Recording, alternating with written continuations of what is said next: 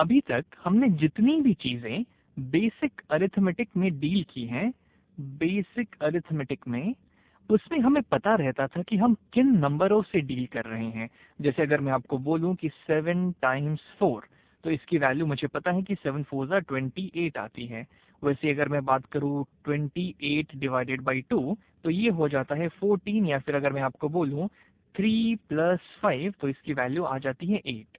तो ये सारे ऑपरेशंस, ये सारी जो चीजें हमने देखी, ये सब अरिथमेटिक ऑपरेशंस के अंदर आ गए, जिसमें हमें पता रहता है कि हाँ, हमारे पास दो नंबर है और उन्हें हमें ऑपरेट करना है।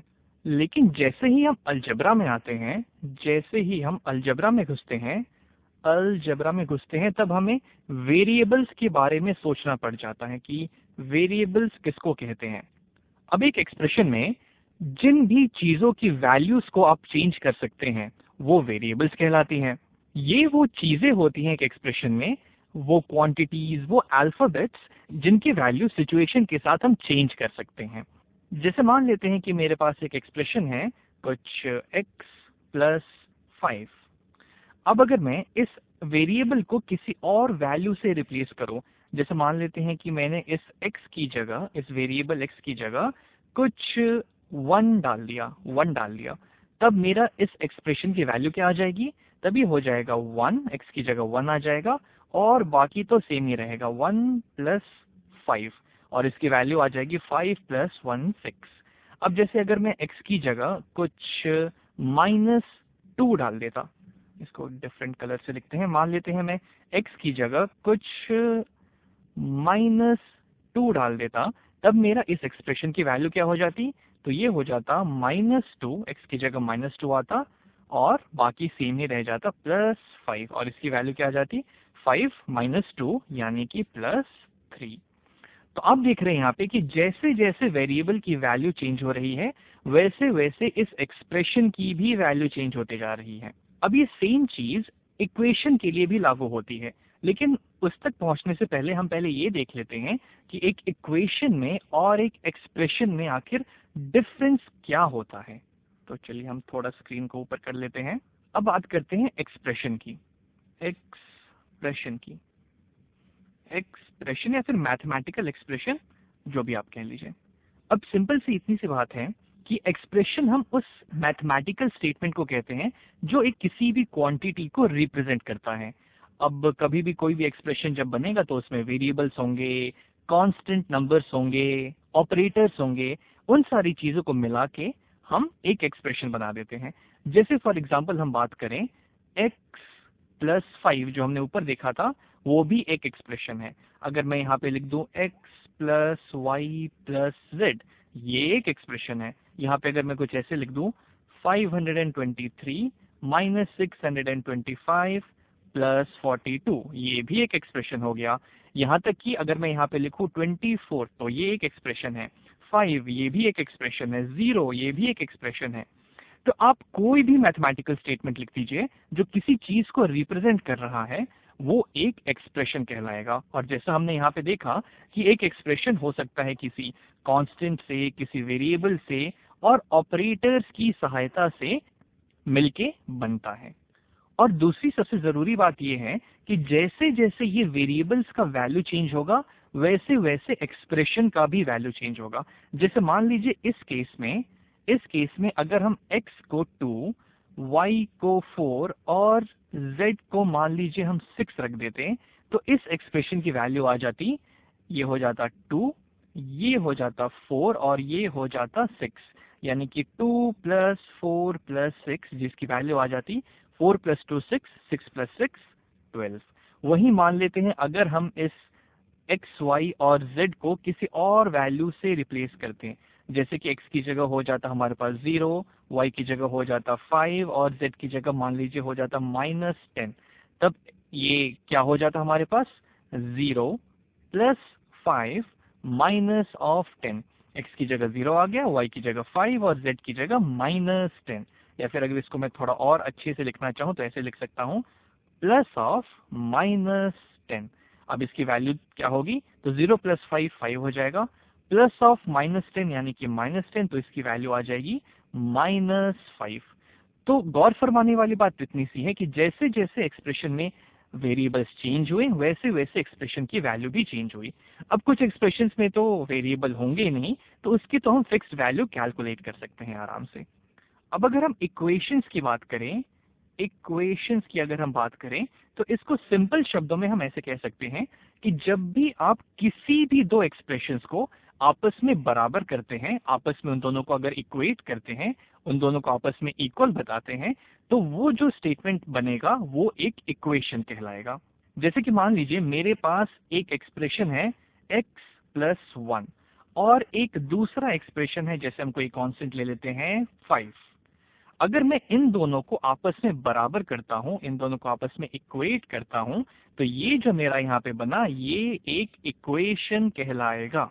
और जैसा कि हम देख सकते हैं कि इस वाले इक्वेशन में सिर्फ एक ही वेरिएबल है, एक ही अननोन है यहाँ पे, और शायद हम सोच कर ये बता सकते हैं कि इस अननोन की वैल्यू क्या होगी। जैसे आप इसको ऐसे समझ सकते हैं कि मान लीजिए ये वैल्यू मुझे पता नहीं है, ये एक्स कुछ एप्पल्स को रिप्रेजेंट कर रहा है, तो ये हो गए हमारे कुछ एप्पल्स जो हमें पता नहीं है।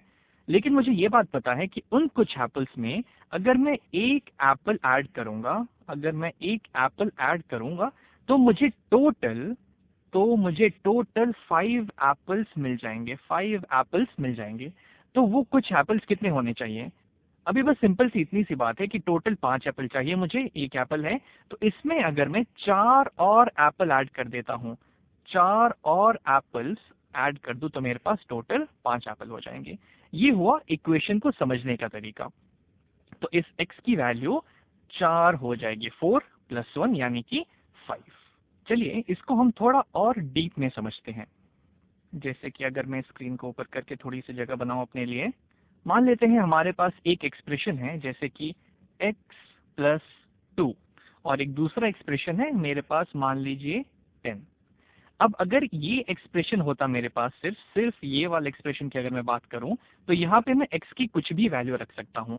मान लेते हैं x मेरा हो जाता कुछ 3, x हो सकता था 4, x हो सकता था 5.2, x हो सकता था 8, x हो सकता था 3/4, कुछ भी हम x की जगह डाल सकते थे। इनफैक्ट नेगेटिव नंबर्स भी डाल सकते थे, जैसे कि -5, कुछ भी आप डाल सकते हैं x की जगह।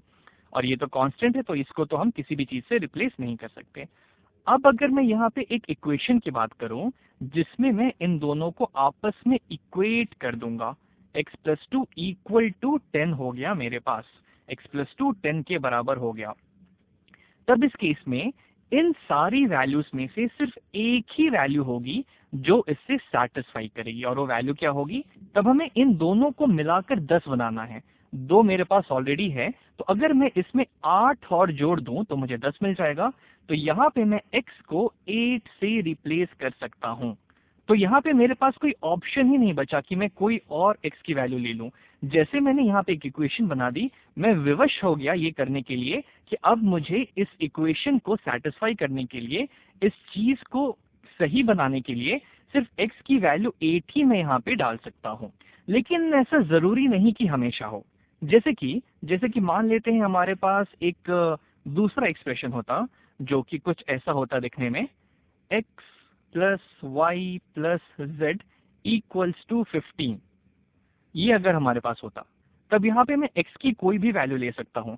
जैसे मान लेते हैं अगर मैं x की जगह ले लेता 5, y की जगह मैं ले लेता मान लेते हैं 7, तो 5 और 7 हो जाता मेरा 12।